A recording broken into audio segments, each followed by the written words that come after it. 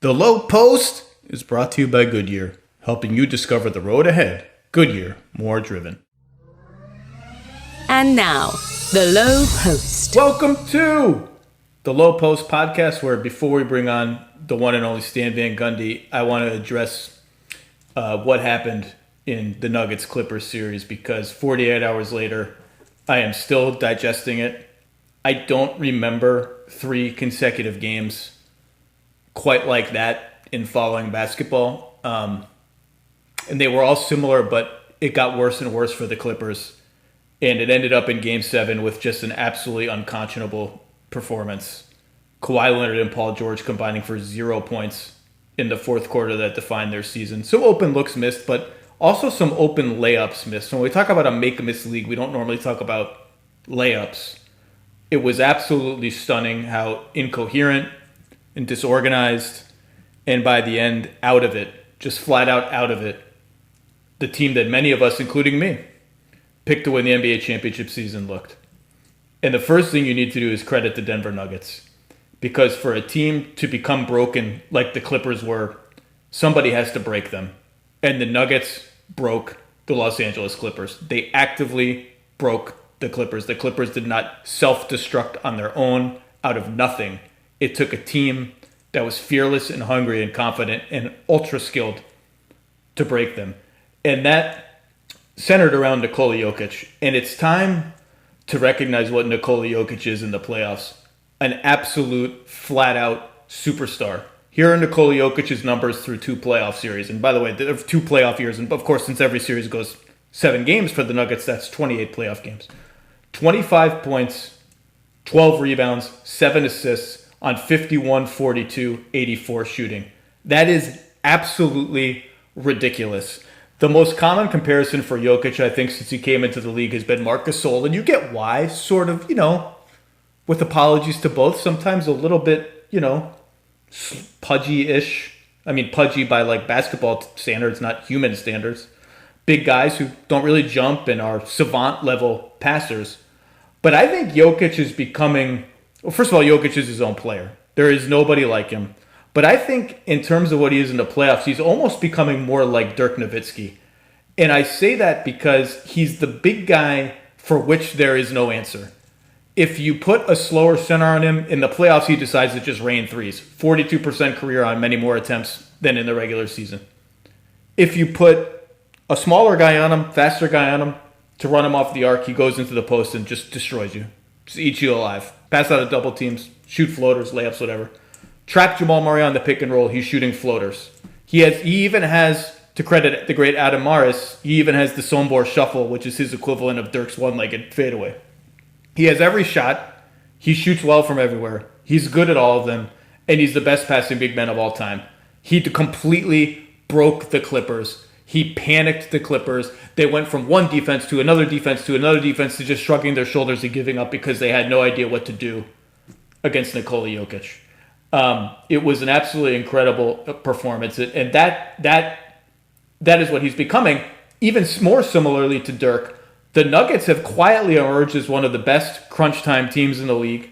And Nikola Jokic is one of the best crunch time offensive players in the league, which is a very rare standing for a big man to have. Crunch time scorers specifically, and one that Dirk Nowitzki also held. Here are some numbers. Denver in the last 3 minutes of close games in the last 3 seasons with the score within 3 points. This season, 19-10. Last season, 27-11. The season before, 21-17. Jokic himself in those situations, 3 minutes, 3 points. This season, 20 of 41 from the floor, plus 53. That's third best in the league, plus minus. Last season, 16 of 31 from the floor, plus 74. Number 1 in the league. And of course, he put Utah away with a crazy flailing floater, whatever that was, that only Nikola Jokic can do. And the Nuggets are tough as all hell. They are mentally tough. They're physically tough. They may not look tough, but they are tough. And I wrote this before Game 7. They proved it to themselves and to us, if we were watching, down the stretch of the 2017-18 season when they had to win every game just to have a prayer of making the playoffs, to set up a one-game winner-take-all showdown against Minnesota, which they almost won on the road. And remember, Minnesota that year when they had Jimmy Butler was like the third best team in the West. That was a real team. And they did it. They won every game up until the end, and they took Minnesota to overtime, and they lost. Every team has like sort of an origin moment where you look at it and say, oh, that's when you knew this was interesting.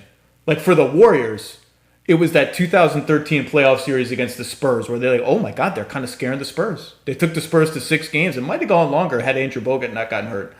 I'm not saying the Nuggets are going to be the Warriors. No one is ever going to be maybe no one will ever be the Warriors in our lifetime again. That's how dominant they became once they got KD. But to me, that run at 2018 was their origin story as a team that should have been respected for its toughness and resiliency. And that's, of course, what Jamal Murray said after the game when he listed off a group of media members that had apparently doubted the Denver Nuggets. That included me, which, of course, was crazy and blew up my phone. And Jamal Murray's right. I picked the Clippers in 5. So I guess I doubted the Nuggets. I don't think it's any great sin to pick the team you think is going to win the championship in the second round of the playoffs where everybody is good, but I did it. He's right. And the cool thing about Jamal Murray is some players are like fake offended by all those picks you see when they screenshot all the ESPN picks and they're all against the team. They're fake offended. They need something to motivate them. Jamal Murray is like legitimately offended and shocked that people don't think his team can win. That's how much self-belief he has. That's how much belief he has in Jokic, in their team, in their coach.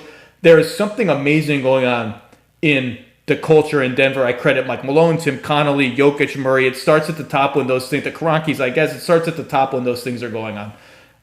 So shout out to Jamal Murray. You're right. I didn't pick you. Name names, my friend. You proved all of us wrong. It does not change the fact that the Clippers completely collapsed. The on-court chemistry fell apart. And this is just, Paul George said after the game that this was not a championship or bust season for them. Maybe not. I mean, there's championship or bust is pretty high standards. But I'll tell you what, it was definitely don't blow a 3-1 lead in the second round to a lower-seeded team or bust. The Clippers traded 5 picks, 2 pick swaps, Danilo Gallinari and Shai Gilgeous-Alexander, who are 2 good players that are like left out often of the narrative of all the stuff the Clippers traded, to get these 2 players, Kawhi Leonard and Paul George, who can be free agents after next season. So the pressure is on now. And after the game, it came out, Mark Spears, our great Mark Spears, reported that a bunch of the Clippers were fatigued, needed to come out after quick stints in the fourth quarter, this and that. And obviously there were mitigating circumstances. Montrezl Harrell had a family tragedy, had to leave the bubble. Lou Williams had to go to a funeral, left the bubble, came back, had to quarantine, as did Montrezl Harrell. I just... and the bubble is hard. When Paul George said he was feeling anxiety and stress in the bubble, I can't tell you how many people around the league have reached in private conversations with me have said he's speaking for a lot of us at every level. So it's hard, but every team is dealing with that circumstance. Maybe it's harder for some than others. Miami seems to want to play all their home games in the bubble from now on, but every team is dealing with it. Denver came with half a team. They played 4 centers at the same time during some of the seeding games because they didn't have anybody. Will Barton is still not playing for them. Even their coach got the coronavirus. So I don't want to hear any of that or so much of it because every team is dealing with it. And it's part of the reason why I think winning this title, as I wrote back in May, could go down, yes, with an asterisk, but as an asterisk that works as a badge of honor and not any mark of shame as people want it to be. And that's the other thing I want to bring up first. Number one, I'm already hearing Pablo Torre asked me about it on the ESPN Daily. The path is really clear for LeBron. The Bucks are gone. Clippers are gone. Wow. Is there going to be an asterisk if, does this denigrate his accomplishment if he wins, if the Lakers win? Number one, don't discount the Nuggets ever again. Number two, absolutely 1,000% no. LeBron is not responsible for the Clippers. He's not responsible for the Bucks. He is responsible for playing the game in front of him. Their starting guard, not point guard, but their most important starting guard, probably, maybe tied with Danny Green, didn't come to the bubble. They're facing the same sort of stress and mental health adversity as everybody else. They're soldiering on just like everybody else. There is no asterisk no matter who wins. None of that. Let's get to the Clippers stars real quickly. Paul George has been a punching bag for the last couple of years, and he's had some terrible elimination games in his career. Absolutely terrible. I'm rooting for Paul George next year because I appreciated his vulnerability in opening up the way he did about the bubble. And I also find his career arc a little strange. He's being mocked as way off P and pandemic P, and those are funny. Those are funny. And is now has the reputation of like a playoff choker, which is so strange to me because when he was 22 years old, he went toe-to-toe with LeBron James in the Eastern Conference Finals. He made a 3 at the buzzer, almost the literal buzzer, 0.7 seconds left in Game 1 of 2013 to send the Heat Pacers game to overtime, and then made 3 straight free throws with like a second or 2 seconds left to put the Pacers in the lead in overtime. LeBron won the game on a buzzer-beating layup. That was the series where LeBron had so much respect for what Paul George was doing in big moments that if you remember, there was a timeout in one of the games and LeBron and him high-fived, which you never see opponents do, or low-fived, I guess, because they knew we're having a moment. Like, Paul George has been that guy on the biggest stage. This is strange how his career has evolved in this way because it didn't start this way. And Kawhi, you want to bash Kawhi, that's fine. Did he cede the mantle of, am I a candidate for the best player in the world? Yeah, LeBron's the best player in the world still. When the chips are down, LeBron's the best player in the world. I even wrote that when I voted Giannis as MVP. It doesn't mean Giannis is the best player in the world. It just means over those 82 regular season games, he meant the most to his team. LeBron, when the chips are down, is the best player. Kawhi was coming for it. KD is coming for it. But Kawhi, this was a step back for him. But like a little ease up on the slander. The guy's a 2-time Finals MVP. Ain't many people who have done that in the history of basketball. So Kawhi doesn't get a pass. Nobody gets a pass.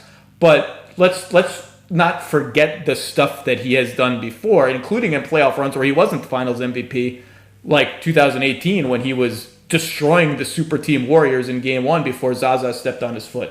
Regardless, though, next year is Armageddon for the Clippers. Next year it has to work. Has to. It is the most pressure, assuming they keep this team together, which I guess we'll see in the offseason. I have no intel. I've done no reporting. I've not even reached out to anyone at the Clippers there in Basketball Morning. Next year is Armageddon for them. It has to work, and if it doesn't, Sam Presti's going to be sitting there with all those picks like a guy who owns your house and is just waiting to move in. All right, let's bring on Stan Van Gundy to talk about the Western Conference Finals. Let's welcome in the one and only Stan Van Gundy, currently absolutely killing it on TNT. Just fantastic work. And I'm thrilled to break down the Western Conference Finals between the Los Angeles Lakers and the Denver Nuggets. How about that? What's up, Stan? How are you? I'm good. How are you? Hanging in. Ready for a series I did not necessarily expect, but am happy to see because for years now, Nikola Jokic has been my favorite player to watch in the NBA, so I get to watch more Nikola Jokic. What was your level of surprise watching the Clippers-Nuggets series unfold? I think I was as surprised as anybody. You know, they were up 3-1. They were up big in the second half of Game 5. They let it get away, and then you just figure, like, okay, they've learned their lesson, and sure enough, they're in Game 6, and they're up big again in the second half. And, you know, you don't think or at least I didn't think there was any possibility they were going to do what they did again. And then they do, and then you hit Game 7, and, you know, they never get that big lead, but they're up, 7 points early in the third quarter, and you're thinking, okay, this time, for sure, they're not going to let it. And then they just get absolutely blitzed and were never in the game the rest of the way. So I think anybody who says they're not surprised, even if you picked Denver, you had to be surprised with the way the series unfolded. There are very few times now in the NBA where I'm just watching a game with my jaw agape, and usually it's for a spectacular individual performance where you know you're just lucky to be watching this. This was something I can't recall ever sort of feeling like that before. But anyway, the Clippers are gone. They have a lot to reckon with. Let's move on to the Nuggets and the Lakers. I'll go over the basics and then we'll get into it. Lakers, number 1 seed, regular season, 10th on offense, 3rd in defense. In the playoffs so far, they are 2nd on offense in their half-court offense, which was the big worry for them Well, they have discarded that worry right to the side of the road. They are up +6 points per 100 possessions in the half court versus the regular season. Denver, for the regular season, 5th in offense. So they were the quote-unquote better offensive team of the two, but not by much. 16th in defense. But since that first 4 games against Utah, where they looked like they frankly didn't belong in the playoffs at all, they are defending at a top 10-ish, top 8-ish level. They seem to be peaking at the right time. And so, we have 4 really compelling star players, 2 really good teams. When you're diving into this series, Stan, what's the first thing you looked at? What's the matchup that you looked at? What's the, system versus system matchup you looked at? Where's your starting point for this could be the pivot point of the series? Well, I think just like it's been in the first 2 series, the question will come down to the Lakers. How are you going to guard those 2 guys? How are you going to guard Murray? Who are you going to put on him? How are you going to guard him in isolation situations? The big one, of course, is how you guarding the Murray-Jokic pick and roll, and then what are you doing with Jokic in the post? Because look, to me, it's amazing that Denver's gotten where they have been. They're just riding those 2 guys. I mean, Michael Porter Jr. has been good, and other guys have chipped in momentarily, but it's really been just the same 2 guys over and over and over again. And Utah couldn't get any handle on it. The Clippers couldn't get any handle on it. The Lakers are the best defensive team that they will have played. How are they going to play those things? That's when I turn on that game, game 1 on Friday, that's what I'm going to be looking for. How are the Lakers deciding to defend these situations? And then on the other hand, I'm interested to see Denver, who I don't even buy the defensive numbers of the last few games. I think the Clippers missed shots. I think the shots were there. I don't think the layups, Stan. I know. I couldn't believe the layups. I mean, Lou Williams. Really 2-line layup, quality layups, missing them. So I'm not buying Denver's defense. They've done it with their offense. Are they going to take away anything from the Lakers, or are they just going to try to outscore them with those 2 guys? I mean, that's sort of what I'm looking at when I turn on game 1 on Friday. Well, it's funny you mentioned the defense, because I was talking to someone someone with the Nuggets a couple days ago, and they were saying, why do you think there's been doubt about us? Why do you think we're, as Coach Malone said, a cute team, but not a real contender? And I said, well, first of all, with all due respect, number 1, when you get to the final 8 teams in the playoffs, everybody's good. It's not disrespectful that someone picks you to lose to the Los Angeles Clippers. That's not a sign of disrespect. Everyone's good. Number 2, to me, one of the biggest overarching questions in the NBA is, what are the Nuggets on defense? 2 years ago, I think they were 23rd. Last year, they got all the way up to 10th, but they were allowing a ton of threes, a ton of corner threes, a ton of shots at the rim. And there was this question of was it fool's gold? Did they get lucky? This year, they slid all the way down to 19th or something, and we're trending the wrong way. So you look at the numbers going up and down, and I'm left to just say, I don't know, but it's kind of starting to look like you're just a little bit mediocre. Maybe you got lucky that one year. I'm not entirely sure. And if you're just average on defense, or even a little below average, and I'm not saying that's what the Nuggets are. I'm saying it's unclear. It's I can't look at the Nuggets and say that's a top 10 defensive team. I'm sure that they do it year after year after year. And until you answer that question, yeah, I think there is going to be a little, at least, confusion, if not doubt. Well, I don't think there's any doubt about that. Now, I do think the part of their defensive improvement that has been real is Gary Harris coming back. He's their best perimeter defender. He's back. That certainly makes them better. I don't know that he even helps them a lot in this series unless they're going to play him on LeBron and give away that kind of size. I don't think those other guys need a great individual defender on them. But the biggest question with their defense, quite honestly, is Jokic. I mean, as great as he is offensively, he's not great defensively, and they have less flexibility on the defensive end of the floor than anyone else in the league because, number one, they can't go small. You can't decide if you're Michael Malone, like what the Lakers did to Houston in the last series, and we'll just take our centers and just sit them on the bench for the series. They can't do that. Jokic is their best player. And it's not like Jokic is gifted enough defensively to play multiple schemes defensively. Like, you're going to be limited in how much you can blitz with him. You're not going to be able to switch with him on good players. He's not going to be able to get up high and really affect the ball handler. He's going to play in that drop. He's not a great rim protector. And you just have to live with those things and build your defense around those things. And so to me, they're a team in a playoff series where you're looking at them every day. You're going to be able to find lines of attack against them. And as great as Michael Malone is as a coach, and he's done a fabulous job, he's really limited in how he can counter things. So that's going to be the question on them. And then if you can't stop somebody, well, obviously you have to do what they've done in the first two rounds, which is have unbelievable offensive performances by two guys. And those two guys can't have a bad game. They just can't. I mean, if they have a bad game, they lose, period. I mean, so they're going to have minimum 4 great games in this series. Great games. Not good games, great games.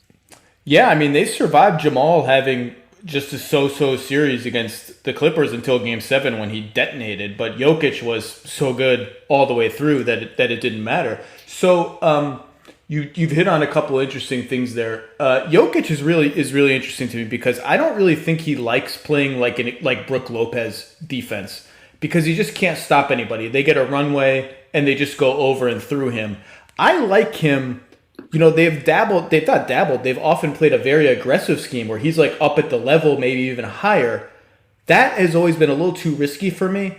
I don't even know what to call this, but when he's up like a foot or a step and a half below the level of the screen, so he's up but not too far up, that to me looks like where he's most comfortable and the help defenders behind him are most comfortable. But to your general point, the rim when the Lakers have the ball is going to be one of the more important battlegrounds of the series because you're talking about Denver, I think, was in the regular season 22nd or 23rd in field goal percentage at the rim. The Lakers were first because they have LeBron James and Anthony Davis, and second in how often they shot at the rim. So if the Lakers are just getting to the basket all the time and Jokic is not providing enough resistance, that's going to be a red light sort of indicating problem for Denver. But does what I'm saying about Jokic make sense? Like, I don't think he's in the drop coverage. I think he's actually a little bit worse. Yeah, I mean, it does make sense. I think for all those big guys, somebody coming at you full speed downhill is hard to defend. The real problem to me, if you're the Nuggets, in moving Jokic up is fouls. That's the bigger problem. So it's not just, what's the most effective defensive scheme for Jokic to play. It's which one protects him from fouls. And that's really the problem. If you look at a lot of these teams in terms of pick and roll defense, there's not very many teams built this way anymore.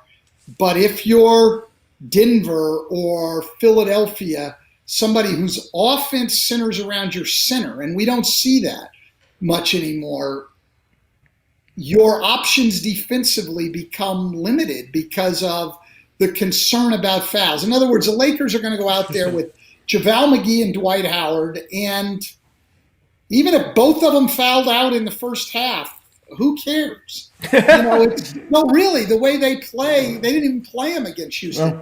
So all Frank Vogel's got to think about on the Murray-Jokic pick and roll is how do we want to play it? Period. Well, let's talk about that. Michael Malone's calculus is a little bit different with Jokic. It's just it's a tougher coaching decision. Well, let's talk about the Murray-Jokic pick and roll because it's intricately linked to some other big questions and simple questions of this series. Number one, as to who guards Jamal Murray, that would be Avery Bradley. Avery Bradley is not here. I suspect it will be Kentavious Caldwell-Pope to start, and they'll do some switching here or there. Number two, the who guards Jokic question is linked to how often are the Lakers playing their centers. And if JaVale and Dwight are on the floor, those guys are going to guard Jokic, and the question becomes, JaVale, Jokic can move backwards in the post and get close to the rim. Dwight has had a better time, as you would expect, sort of not getting moved backwards and making Jokic shoot little flip shots and stuff. But neither of those guys can chase him off the three-point arc. So then you get the pick and pop in play, and we've seen that Jokic in the playoffs decides, I'm shooting all these threes. All these threes I pass up in the regular season, my team can't afford me passing them up. I'm shooting them. And he plays slower centers off the floor. And then you start switching and you get yourself in trouble that way. You move Anthony Davis to center. All of a sudden, I was talking to an executive the other day about just how spectacular Jokic has been. And he said, let's play a game. Let's sit down and list the big men in the league that we think can take away Jokic's three and can deal with him in the post. So you're fast enough to take away his pick and pop three and big enough or long enough to not just get bowled over in the post. The list stopped at two guys. One of them was Anthony Davis. Obviously giving up a ton of weight in the post. Jokic can move him back. If you watch the film, though, he has problems with AD's length. Like, he gets to the 4 or 5 foot range, and the length bothers him. Jokic in the post against the Lakers this year, here are the numbers. Let me see if I can find them. 0.67 points per possession. 0.63 when Jokic shot or passed to a teammate. So that's a very small sample, but not good. And if there's anything that scares me about this matchup for the Nuggets, it's that. It's that the Lakers might have one of the only guys on earth, Bam Adebayo is the other one, who can make it hard for Jokic on both sort of poles of his offensive game. That doesn't mean he can stop him, because he's going to get pick and pop threes, and you're going to send the third defender rotating at him, and that's going to open up passes and all that. But that, to me, the bigger overarching question in the series is, how much Anthony Davis at center are we going to get? Because I just think the Lakers are better that way, and I think there is no matchup for Jokic, but he's one of the only few guys who has a hope at both extremes of his game. Does that make sense? It does, and then at the other end of the floor, Jokic is in real trouble defensively. Now, I would guess that as the series goes on, Michael Malone will not, if that's the lineup, will not play Jokic on Anthony Davis all the time. I think he'll put Jokic on Caruso, Jokic on, Rondo, and just stay back in the lane and live with whatever those guys do shooting the ball. You've always got options. The thing is, the Lakers have far more options. So to play the Murray-Jokic pick and roll, I think, first of all, they can be more aggressive on the pick and roll, and they can rotate to the pick and pop. I think the one thing we saw with the Lakers against Houston when they were double teaming Harden is their ability to cover a lot of ground in their rotations. And so they played hard. Very hard. And I think we'll see it again. And I can see them saying, you know what, we're going to blitz. I'm not saying all the time they'll mix up their looks, but I can see them blitzing Jamal Murray, keeping two on the ball, rotating to Jokic on the pick and pop. And again, maybe they get the ball swung all the way to the corner, and maybe they get a corner three against a late contest.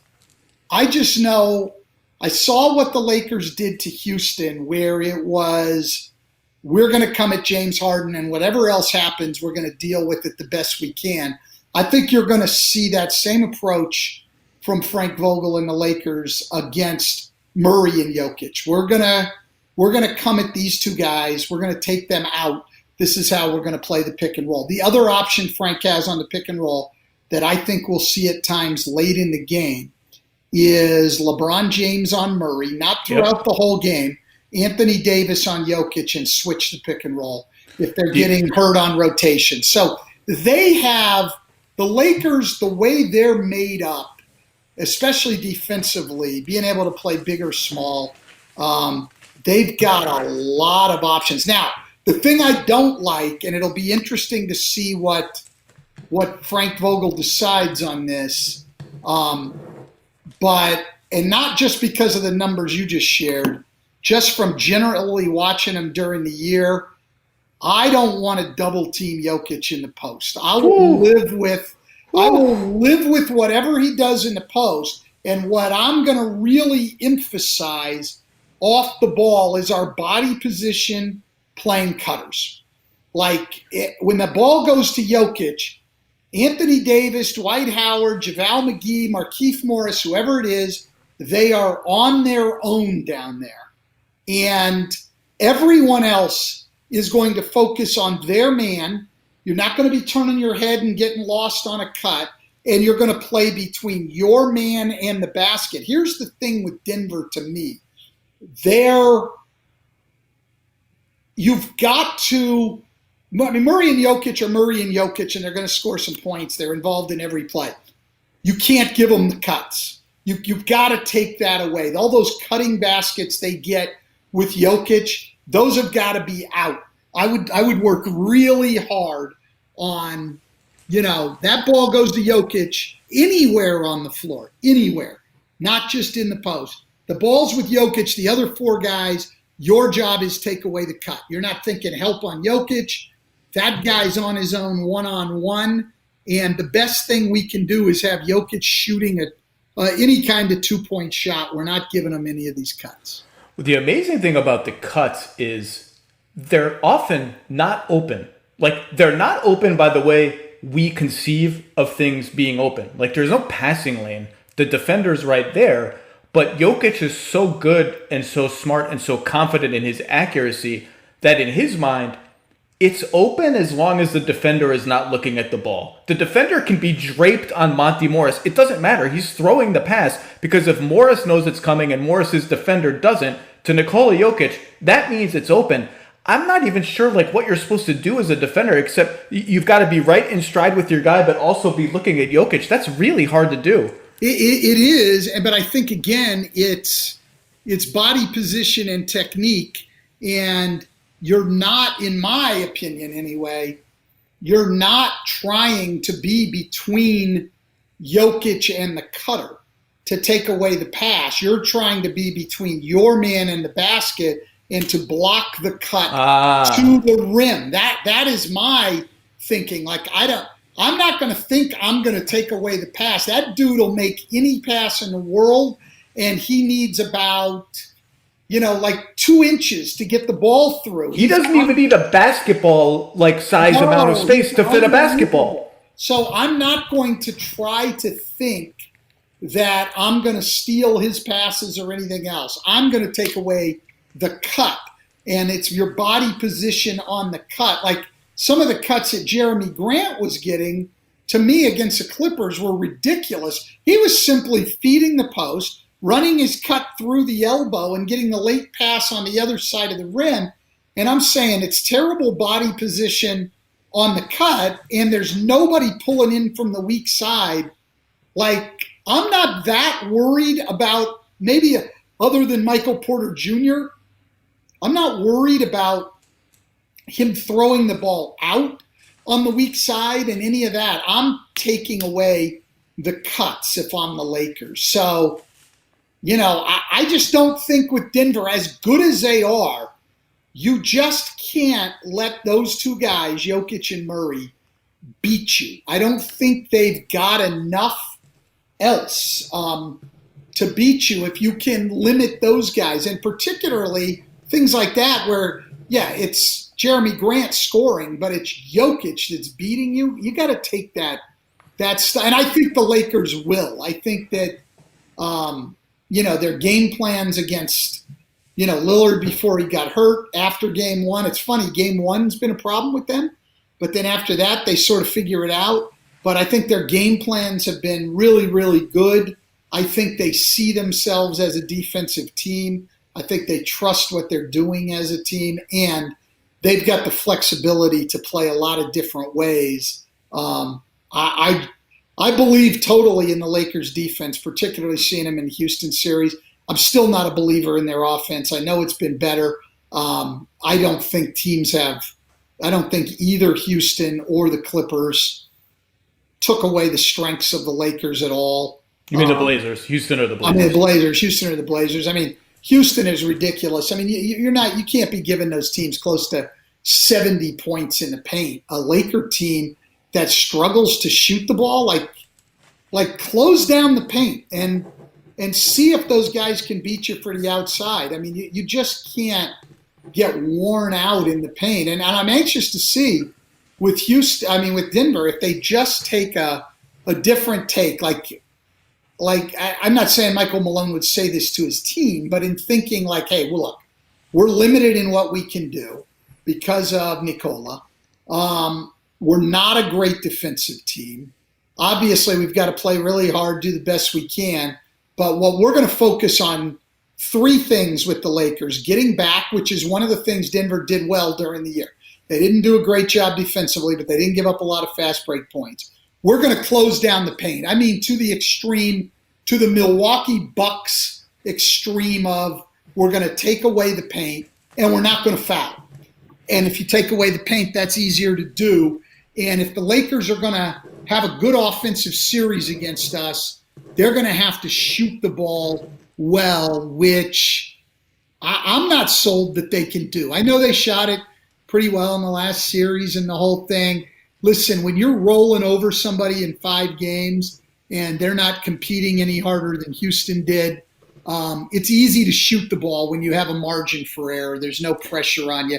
I want to see Rajon Rondo. I want to see Markieff Morris. I want to see Danny Green. I'm not saying they can't do it, but I want to see them do that in a 4-point game in the fourth quarter. I want to see them make shots. I believe in the Lakers' recent offensive surge, in part because, to some degree, because it is linked to them not playing their centers. Because I think that's one of the reasons it surged. So, for instance, with no center on the floor, I think Jeremy Grant will be the number 1 choice to guard LeBron for the Nuggets. I think maybe number 2 will be Millsap. They like that matchup. They've always liked that matchup. Now, Millsap has taken a while to get kind of warmed up in the playoffs. He looked almost unplayable against Utah. He had some very big moments against the Clippers. But if there's no center on the floor and Paul Millsap is on LeBron James, I'm clearing out, putting LeBron at the top of the arc and saying, you can't keep up with my first step. I'm going to the basket. There's no JaVale McGee standing in the dunker spot, so your help has to come from somewhere on the perimeter. And yeah, you're going to make me make those passes and make Alex Caruso and Kyle Kuzma and all the guys you just named shoot threes. But number 1, I'm LeBron James. Sometimes I'm going to dunk.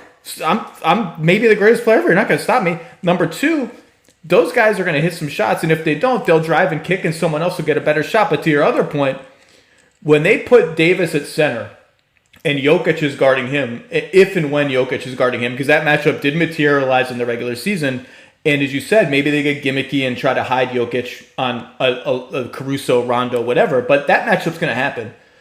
I think the Nuggets are going to live with Anthony Davis pick and pop threes. I don't think they're going to send a guy rotating from the corner. I don't think they're going to care that Jokic isn't sprinting at him and running him off the arc. I think they're going to say, look, if you beat us on that shot, we don't have a chance. And so that's going to be an interesting bellwether for me too. If he starts hitting 40% of his open catch and shoot threes, the Nuggets are going to be in big trouble. But he's not going to shoot many anyway. So no, he'll step in too. He'll shoot the mid-range, and you're going to live with that a little bit. I'm just totally, to me, like I said, if I'm the Nuggets, some of that stuff I cannot take away.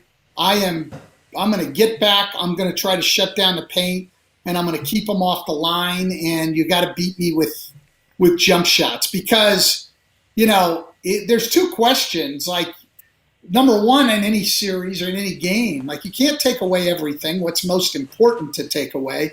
With the Lakers, it's stuff at the rim and getting to the free throw line.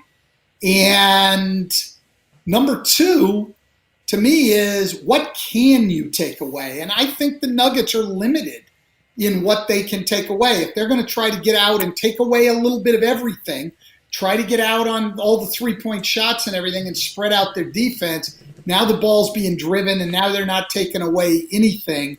I'm watching the Milwaukee Bucks film against the Lakers, and that's how I'm going to try to play. I know my personnel's different, but that's how I'm going to try to play. I am going to pack it into the extreme and say, yeah, that's LeBron James, and he certainly can shoot the ball some too, but we're going to give him the same driving lanes that the Miami Heat gave Giannis Antetokounmpo. That's what we're going to give him, those driving lanes, which are none. And throw the ball out to those other guys. And you know what? Let's see if Alex Caruso and Rajon Rondo and Kyle Kuzma are going to make knockdown shots. And when they miss a few and things get tight, are they making those shots? Because I don't know what else, if you're the Nuggets, I don't know what else you can do. You know, the other thing I'm going to do if I'm the Nuggets is I'm going to double Anthony Davis on every single post up. Again, they don't have a lot of shooting. Which, by the way, you watch the film, they've done that. They've done that very aggressively.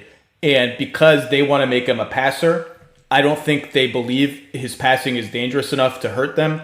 And they can rotate around the floor and scramble and kill time on the shot clock. But, again, that stuff is much easier when there's no center on the floor. When Anthony Davis posts up on the left block and Dwight Howard is standing on the right block, everyone's got less ground to cover. You overload the floor. Everyone has like 10 feet to rotate. When you take that guy away and everyone else is behind the three-point arc, all the passes for Anthony Davis get easier. All the shots get easier. So, this is, again, I'm not saying the Lakers should mothball their centers again. I think their centers have a place in this series.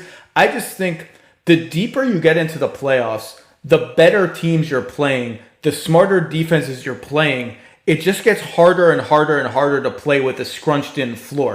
Almost no matter what and how the playoffs unfold, I just think the hook maybe should be a little quick. I mean, what do I know? I don't know. But I just think there's so much more dangerous playing that way, and I don't see a ton of downside to playing that way against the Nuggets. Other than, AD is going to have to guard Jokic, and he might get beat up. He might get in foul trouble, I guess. But we'll see. Well, the only other problem, though, is you can look at that two ways. I'm not sure that playing five guys out on the perimeter has always opened things up more. I think that's the Brett Brown school. That's the Brett Brown school of thought. I don't want all to the rim, or the big guy as a threat in the dunker spot collapses the defense and opens things up going out. I know this, right?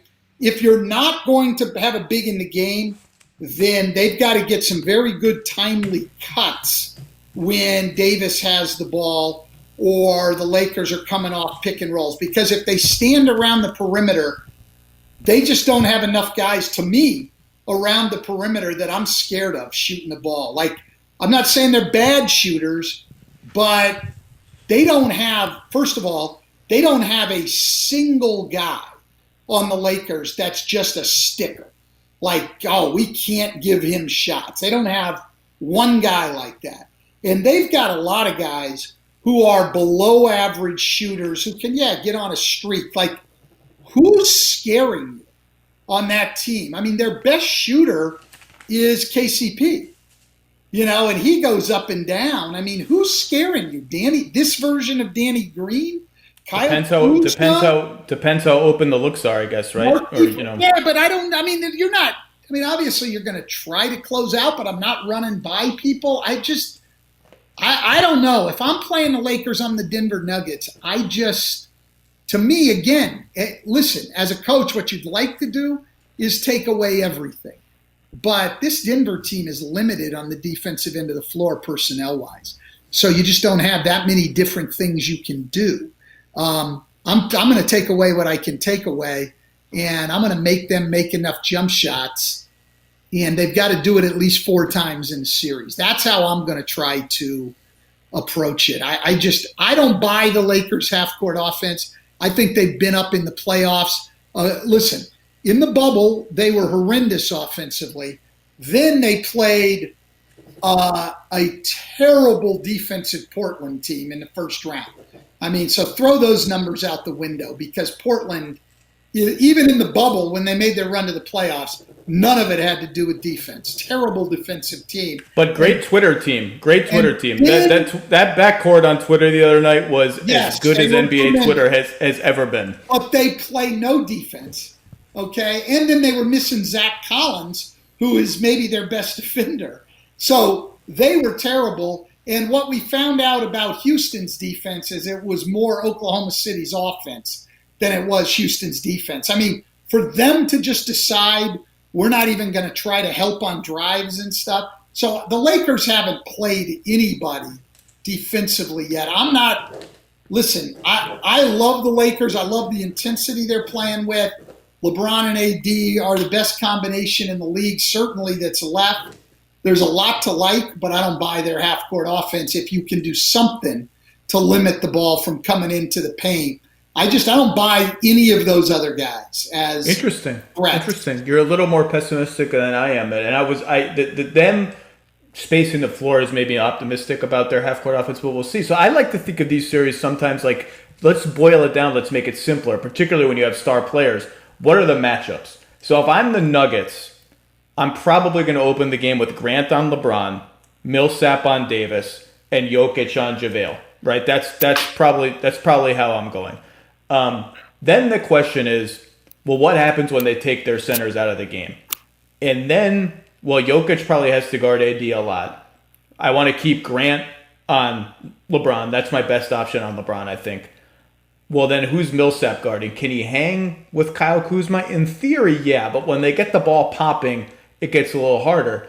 And so then the matchups become a little interesting. So, I'm pretty confident. Obviously, the best Denver lineup for Anthony Davis at center is Jamal Murray, Gary Harris, Jeremy Grant, and Nikola Jokic. I'm very interested to see how that question mark gets filled.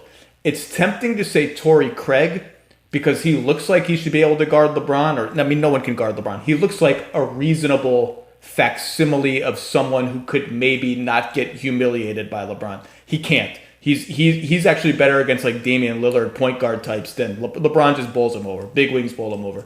Then you start to wonder, well, can we put Michael Porter Jr. into that question mark and have him guard Kuzma or something and keep Grant on LeBron? I think the matchups get really interesting, and I think the Nuggets actually have that Murray, Harris, Porter, if he's making shots, Grant, Jokic. That's an interesting answer to the AD at center lineup. That's potent maybe on both ends. Well, yeah, and again, because the Lakers are always going to have, in my mind, on the floor 3 average to below average offensive players. There's matchups for all those other guys. One of the things we didn't talk about, and it's going to be a huge key for the Nuggets, where you have, fewer options, is when they run the perimeter guys setting the pick for LeBron. You're not, if you want Michael Porter in the game for the offensive end of the floor, then what's Michael Porter going to do on those pick and rolls? Because they're going to hunt Jamal Murray down too. Right, exactly. And I don't think you want to switch those. Can those guys successfully get out and show on the pick and roll and then allow the guy on the ball, to read the screen and go over or under? Because I think that's going to be a key point. But for the Nuggets, I think you're going to have to maximize the Michael Porter Jr. minutes because you got to do as well as you can defensively, protect the paint, but you're going to have to score against an outstanding Laker defense, and they're not, my opinion, they are going to do a decent job of limiting the 2 stars. You're going to have somebody else to step up, and he's by far your most reliable offensive weapon. So you're going to have to put him out there. There's plenty of people for him to guard. It's all going to be dependent on when they try to get him into switches, the Nuggets can stay out of switches. They've switched him onto LeBron a decent amount in the regular season games, and he doesn't look terrible. He looks better doing that than hedging and recovering, although I will say Porter has improved defensively in the run of the playoffs probably more than anyone who's still alive because he just had more room. He doesn't look like the first 3 or 4 games. He looked like they're just going to go at him on every possession, and he has no chance. He doesn't know what he's doing. His rotations have been better. His closeouts have been better. He's been a little better, but yeah, they're gonna hunt those guys. The other thing about the Murray Jokic 2-man game, it's going to be really interesting all the different ways that the Lakers guard it. They have occasionally switched it, and what they will do is so that will leave KCP or whoever on Jokic. Obviously, that's untenable. Jokic is going to put KCP underneath the basket stanchion and lay the ball. I was going to say dunk, but Jokic dunks like once every 10 games. He'll lay the ball in very politely. LeBron will come and rescue KCP and guard Jokic. Like they'll do those like scram switches, the Celtics call them. Yep. And that was a really interesting battleground because when Jokic can see that coming, he's got a brief window when they're like mid-switch and he can throw a little quick interior pass. The Lakers were pretty good at shutting that pass off, but that's one of those little games within the game that I think we will see here and there. Well, I don't think there's any doubt about that. And like I said, I mean, to me, I think the Lakers have a lot of advantages in this series. As much as Denver has defied expectations, especially against the Clippers, I find it hard to see a route to victory for them in this series. And one of the big reasons is the huge advantage the Lakers have is they have a lot of options in terms of how they can match up and how they can play both the pick and rolls and the post-ups on Jokic and everything else. And I don't think Denver has a lot of good options. So Denver's going to have to find some things that they can take away defensively and be consistent in that. And then on offense, it's going to be hard. I just don't see the Lakers. We saw how they played Harden. They're a good defensive team. They have good defenders. They could have played him straight up and probably still won the series. But they decided, hey, we're going to severely limit him and make these other guys play. And I think we're going to see the same thing. They're certainly not going to let both of them just get going the way that the Clippers did. I would think not. The other thing is this is like Gary Harris, as you said, has been huge. And when they had some success, and this will be a series where I think they feel Will Barton's absence, assuming he remains injured more than they did even against the Clippers maybe. I don't know if that sounds crazy, but when the Murray-Jokic pick and roll doesn't get anything and Jokic pivots right into a handoff with one of those guys flying up from the corner, Harris or Barton, Denver gets stuff out of that, and particularly against a really good defensive team, when you make them defend that second or third action and it's like flying, like it's popping, there's continuity, like they got some good looks out of that. Now, so did the Lakers. When they put Anthony Davis at center, they start monkeying around with that kind of stuff. Anthony Davis is getting dunks. Anthony Davis as roller is much more interesting to me when they have him at center than Anthony Davis as pick and pop guy. I don't know how much they'll get out of that, but he becomes super dangerous doing that.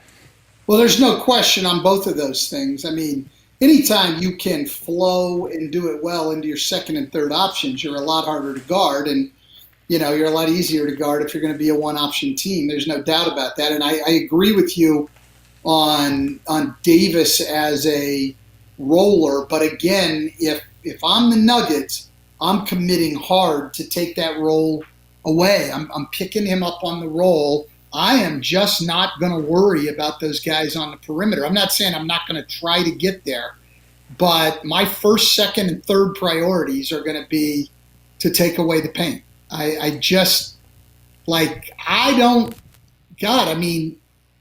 Okay, so you're going to get beat by KCP, Danny Green, Markieff Morris, Alex Caruso, Kyle Kuzma, and Rajon Rondo? I don't see it. I don't. I mean, and I'm not obviously, those guys can hurt you, and you're obviously not going to shut out LeBron and Anthony Davis, but I'm going to commit to trying to take that paint away. You've got to take away something against the Lakers. And for some reason, it looked to me with Houston, they're switching, and it looked to me like when I looked at their defense, I said, it looks like their priority is to take away the three. And lanes to the basket were just opened up. And Houston has no one at the rim, much like Denver.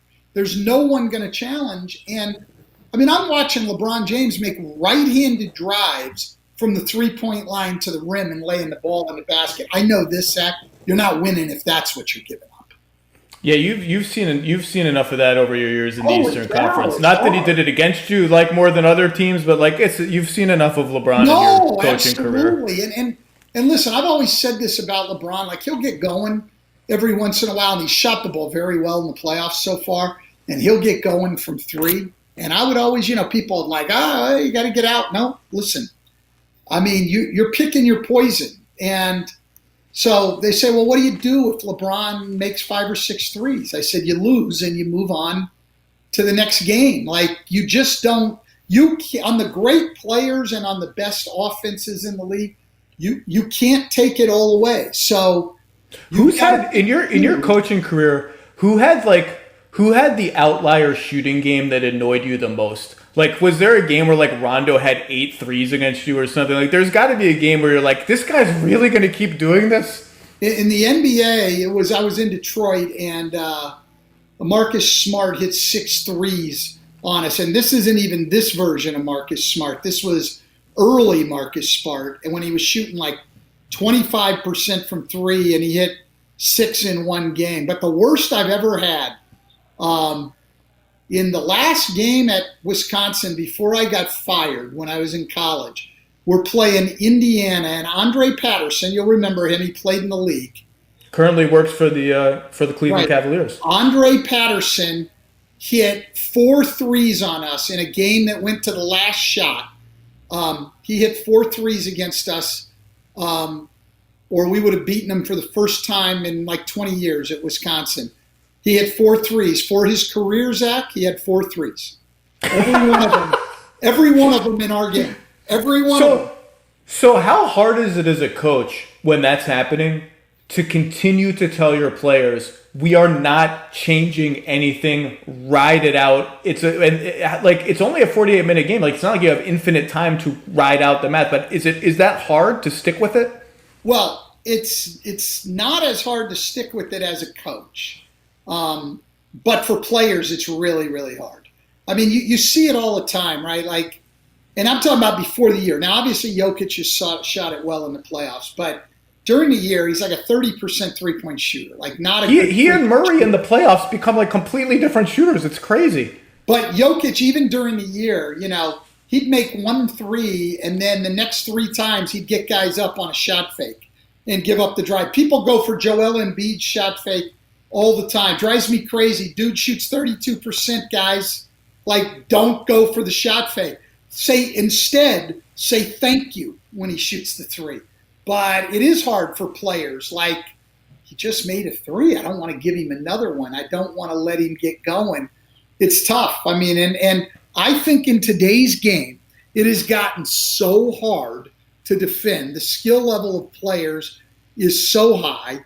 You've got 5 guys a lot of times playing behind the arc. You got multiple guys who can put it on the floor and make plays off the dribble. It is so hard to defend that a lot of it comes down to is discipline defensively. Like, we're not going to take away everything. Like, Jokic is 7 feet. He can get that 3 off. Okay, fine. We're not going to give him the shot fake where he puts it on the floor and goes to the basket. Not giving him that. I'm not going to foul guys on 3s. I'm not going to give up cuts when Jokic has the ball. I'm going to be disciplined in my body position. Like, I know this. Those things you can take away. They're not easy, but with discipline and will, you can take those things away. And then you've got to live with the things that you can't take away. That you've got to live with. And then when they miss, you've got to get the rebound. You've got to block out and get on the boards because, in today's game, it doesn't seem like anybody misses much. And you got to be really disciplined in not fouling people, I think. It's so hard to guard now. Take away what you can take away. And I don't see enough of that. Like, I think we have the best example that we're going to see in a long time in terms of what NBA defense should look like in Lou Dort against James Harden. Obviously a gifted guy defensively, in terms of being able to move his feet, and he's strong. But for a rookie to play with that kind of discipline defensively, he had one game he fouled him 3 times. But other than that, to play with that kind of discipline. Now, did that mean James Harden didn't score? No. These guys are great players. But take away the easy stuff that sends a guy from 25 to 35 or from 30 to 40. That's how you're going to win games in today's NBA defensively, is at the margins and with that level of discipline. Well, you know when James Harden hasn't been great, Coach? In Game 4 of a pivotal Game 4 of like an actual high-level playoff series, James Harden is now at the point where like I'm not that interested in the regular season anymore. Like I have a lot of respect for what he does in the regular season. He's amazing. I voted him MVP with every year he won. I voted him second. He's amazing what he can do. It's less amazing to me now. I don't care about your 40-point game at Charlotte on the second night of a back-to-back anymore. I care Western Conference semifinals, you're down 2-1. I don't care you're up 3-0 in the first round, you have 45 points. Amazing. You're going to win that series anyway. I care about that's where I am with Harden anymore. I just give me fast forward until Game 4, down 2-1 against the Clippers next year. Are you bringing it then? Or are you 2 of 11 with 6 turnovers again? That's where I am with James Harden. I agree with that, though, and I want to make a point on that, Zach. I think that both players and coaches need to think backwards as they're getting ready for the next season. And by that I mean they've got to look at the playoffs and develop a game individually and as a team that will work in the situations you're talking about. And if it'll work then, it'll work in the regular season, but not necessarily vice versa. And so 2 examples. James Harden, to me, here's one of the big problems. The Lakers took the ball out of his hands. Okay. Compare James Harden once he gives the ball up to Steph Curry. So one of the great things, among many things, that Steph Curry does so well is when you force him to give the ball up, he gives it up and he's on the move.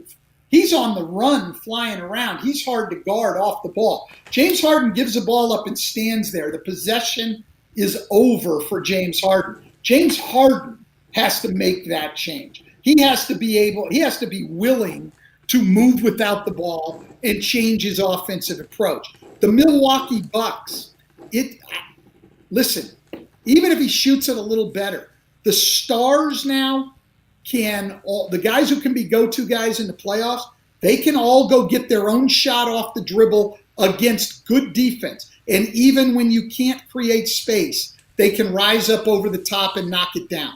Anthony Davis can do that, right? 2 dribbles, just up in the air, knock it down. Jason Tatum can do that, right? You've got. What did you think of the Tatum shot at the end of Game 1? What's your coach's take on run out the clock and shoot a step back in a tie game? Yeah, listen, the hard thing is, I agree with what Brad did, because the only way to manage the clock, or not the only way, but the easiest way to manage the clock is in a straight isolation. It's hard to manage the clock to take the last shot in a pick and roll or running a guy off a screen or anything else. I don't know how many times Jason Tatum has been in that situation, but he just did a terrible job. I mean, his timing he tried to do something way too late. I don't think he had any plan to what he was doing. I coached what I think was the best guy in my time in the league in Dwayne Wade. In that situation, I'd rather have Dwayne Wade. I mean, listen, what you want is a good shot. Nobody's going to make an overwhelming percentage at that point, but you want to get up a good shot. I don't think there was anybody better than Dwayne, and you were never going to get a chance coming back the other way. And it was never a desperation shot. I mean, he was great. I don't know how many times Tatum's been in that situation. That was a bad possession. But I think it's still, I'm going back to my point, playoffs. You got to go from there. Like Milwaukee, Giannis with the ball behind the three-point arc, trying to wind it up and drive it, not going to work. Might work in the regular season when you had a 1-hour walkthrough to prepare. Not going to work against a Miami Heat, or even for that matter, an Orlando Magic team that just said, we're going to pack it all in and take away the paint. Not going to work. We have to have a different approach. Giannis has to have a different approach. So you've got to go backwards. And James Harden, to me, no matter how many times this comes back in the playoffs, he's just going to come back and play the same way. And if you double, he will willingly give the ball up every time. That's a plus. But then he's just going to stand still and take himself out of the possession. If he's not willing to move without the ball, I think they're going to be met with more of the same no matter who goes in there and coaches them. Yeah, what I wrote about Harden, because I wrote a big piece that Daryl Morey, of course, didn't like, and called me out on Twitter a little bit about his big game, his record in big games. And what I wrote was something like, he seems to thrive when the game is unfolding in a way that he prefers. And as soon as it's not unfolding in a way that he prefers, so as soon as like there's adversity or behind, there's foul trouble, whatever, or as soon as the defense is dictating the terms of engagement in a way that he doesn't enjoy as much, he fades out a little bit. And like, that's kind of a polite way of saying someone's a front runner almost. Like they, when things are going their way, they're rolling this and that. Like the greatest players, they take control back of the game. Or they take what you're doing and say, you know what, I'm not letting you dictate it. I'm going to do it my way. I'm still going to do or I have this counter, that counter, that counter. Like, there just isn't enough of that. As great as he has been for 10 years now. I think he just has made his 7th All-NBA first team. He's a first ballot Hall of Famer. He's incredible. I just don't sense in him, I don't want to say the will because that sounds so cliche, but just like, I'm taking this game back from you. I'm redictating the terms of it. I don't see that. See, I look at him differently. I think if you play your basic defense, James Harden's more than willing, more than able, and has shown us in playoff games even that he can take over. I think it's more the habits that he forms all year long and has formed now for a lot of years, which is I'm going to do all of my work with the ball and I'm not willing to work off the ball. And listen, I mean, when you have teams with the quickness of the Lakers coming to double team you, I mean, you're just not going to have much success taking on the double teams. I mean, he did drive away from it a few times and have some success, but you're not going to have sustained success doing that. You're going to have to pass the ball. And so now, can I pass it and get myself back ingrained in the play by moving? To me, his habits have to change. He has to accept playing the game a different way. He has to start the regular season and build some habits that will carry over into the playoffs and not just say, well, this is working fine in the regular season, there's no way to do it. It's almost like you have to keep taking him back. Every time he starts standing, you got to take him back in the film room and say, yeah, but James, here's the Lakers series last year. This is what's going to happen if you play like this. So, yeah, it's working in the regular season, but no, we need to get something that'll work against this. And he's got to develop that, and the team has to develop that over 82 games. You've got to coach backwards from the playoffs. Interesting. Back. And so I don't think it's a James Harden afraid of the moment. I don't think it's a James Harden choking. I don't think it's a James Harden unwillingness to try to take over the game. I don't think he has the habits to get himself involved in a game when people are going to take the ball out of his hands like the Lakers did.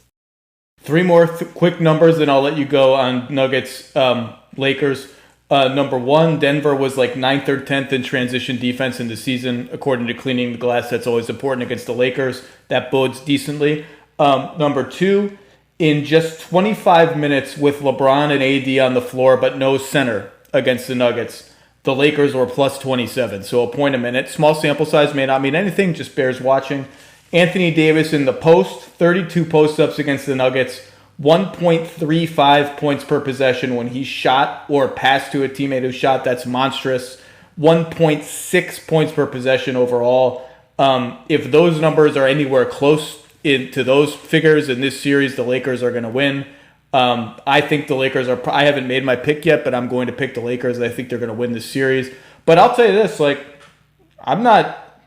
I mean, like I said, I'm picking the Lakers. Sorry, Nuggets. Again, I'm picking against you. But There's no more, like Mike Malone said, this isn't a cute team, man. Jokic and Murray are killers. They are killers, and they are not afraid of anybody. No, I totally agree with that. I mean, look, those two guys are great. This is a hell of a team. I don't even think that, just in general, that the Lakers are a lot better than them. I just think this matchup affords the Lakers a lot more flexibility in terms of how they can play things. I don't see this being another 7-game series. Again, unless I see something different from the Nuggets defensively. They're not going to just come in with their offense and then let LeBron turn the corner and go to the rim all night long and win the series. But maybe they can change the approach defensively. I just think the Lakers are willing to sell out and not. I don't see Murray and Jokic doing like what they did in Game 7. I don't see the Lakers allowing that. I think if they're going to beat them, the Lakers are going to have some big nights from some other people. And I'm not sure that the Lakers guys are up. I mean, that Denver's guys are up to that. I just don't see the Lakers allowing Murray and Jokic to go get 60 or 70 in a game. I don't see that. Well, Denver not giving us a 7-game series is like Springsteen not playing Born in the USA or something. At this point, you owe it. It's not. You got to play the hits. And Denver is a 7-game series. You got to get us to 7 somehow. I mean, that's what they do. I would love it. We would all love it.